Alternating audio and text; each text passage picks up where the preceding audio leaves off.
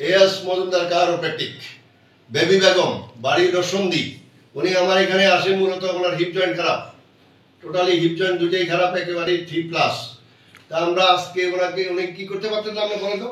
আমি হাঁটতে পারছি না, হাঁটতে পারছি না, গান রাখতে পারতেছে না, সারা শরীরে আমার কাঁপছে, সারা শরীরে এভাবে কাঁপে, জমছে, হাতের রগ গুলাই আমি এইভাবে নামাজের ইয়া বাংলা আমার বুকের ভিতর কামড়াইছে। আচ্ছা এখন একটু নিচে বসেন তো, হ্যাঁ বলেন, হ্যাঁ উঠেন,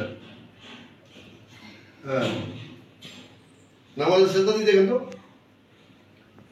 যান সেজদা যান।